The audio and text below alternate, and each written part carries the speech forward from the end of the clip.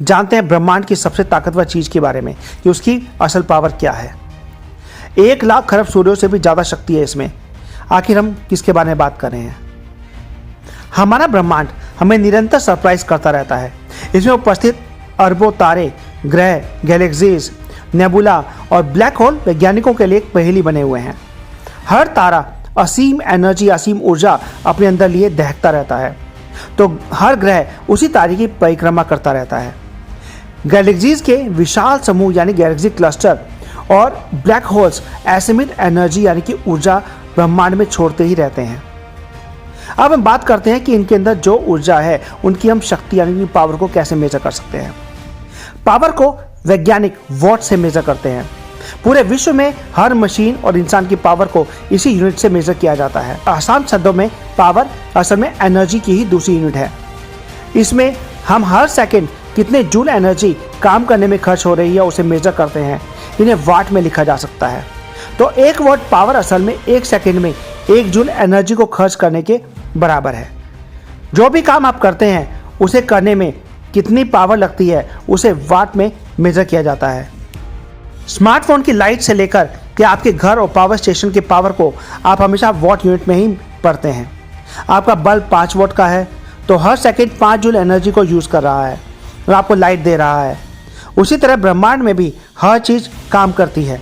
हर second जितनी energy कोई star, supernova और गामा रे रिलीज करते हैं वही उनकी पावर यानी ताकत और शक्ति कहलाती है। करीब 30 वॉट पावर का आपका ब्रेन काम करता है। हर सेकंड 30 जूल एनर्जी कंज्यूम करके ही हमारा दिमाग हमें सक्रिय रख सकता है। वहीं इसे 2 गुना और 60 वॉट एक लाइट बल्ब की पावर होती है। इतने पावर पर यह चमकता है। आजकल एलईडी का ज़माना है तो हमें इतने वॉट की एलईडी मिल जाती है जो एक बल्ब से कई गुना ज़्यादा प्रकाश फेंकती है। 100 वाट पर हमारा मेटाबॉलिज्म काम करता है। जब हम रेस्ट पोजीशन पे होते हैं तो हमारी शरीर टेम्परेचर मेंटेनेंस करने के साथ साथ कई तरीके के काम करता रहता है। इसके लिए वह हर सेकंड 100 जूल एनर्जी खर्च करता है तो जाकर के 100 वाट बनती है। इस तरह से देखें तो आपका बिजली हर सेकंड आपके स्मार्टफोन को या स्मार्टफोन की एलईडी लाइट से 100 गुना एनर्जी रिलीज करता ही रहता है।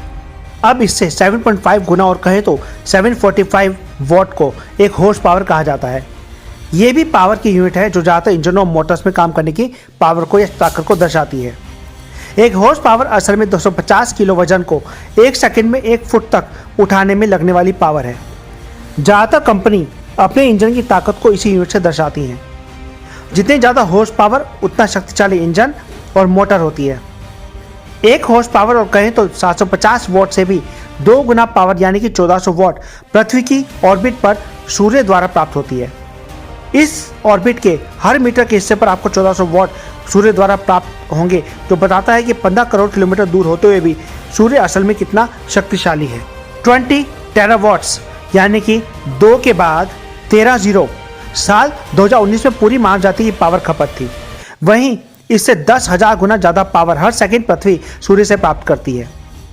15 करोड़ किलोमीटर दूर सूर्य 12,742 किलोमीटर डायमीटर की पृथ्वी को केवल अपनी 0.00000045% पावर ही देता है, पर यह पावर भी आज की पूरी मानव जाति की 1 साल की खपत से 10,000 गुना ज़्यादा है। आसान शब्दों में कहें तो हर सेकंड सूर्य 174 पेटाजूल्स एनर्जी पृथ्वी को देता है, जो कि 41 मेगाटन TNT के बम के बराबर ही बनती है। ये बम हिरोशिमा पर गिराए गए एटम बम से 2500 गुना ताकतवर है। इसी से आप सूर्य की असीम शक्ति का अनुमान लगा सकते हैं। अगर सूर्य की पूरी ताकत की बात करें तो जब चमकता है तो 3.84 × 10⁻26 वॉट पावर छोड़ता है। यानी सूर्य की चमक इतने वॉट की है कि वो अपनी पावर से 60 वॉट के करीब 600 खरब बल्ब जला सकता है। पर ब्रह्मांड में सूर्य से भी ज़्यादा ताकतवर सितारे हैं। अब पृथ्वी से 1,60,000 प्रकाश वर्ष दूर टेरेंटुला नेबुला में उपस्थित है R136A1 सितारा, जो कि अब तक का खोजा गया सबसे चमकदार और कहें तो ल्यूमिनस स्टार है।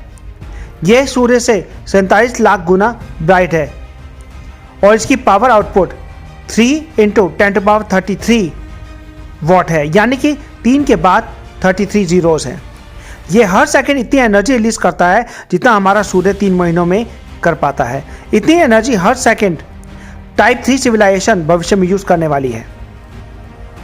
पर इस स्टार से भी 10 लाख गुना ज्यादा ब्राइट एक क्वाजर होता है। आकार में विशाल और ब्लैक होल के कारण ये मैटर की एक डिस्क बनाता है जिसे एक्रीशन डिस्क कहते हैं। ये डिस्क ही ब्रह्मांड में इतनी ब्राइट हो जाती है कि इसे टेलीस्कोप 13 अरब प्रकाश वर्ष दूर से भी देख लेता है। अगर इसके पावर आउटपुट की बात करें तो यह 20 खरब सूर्यों से भी ज़्यादा पावर जनरेट करता है। अब बात करते हैं गामा रे धमाका। यदि वहीं इससे 1000 गुना ज़्यादा पावर एक गामा रे वर्स्ट में होती है। करीब 3 × 10⁻42 वॉट की चमक लिए एक साधारण गामा रे विस्फोट सूर्य से 1 लाख खरब गुना ज़्यादा चमकदार होता है।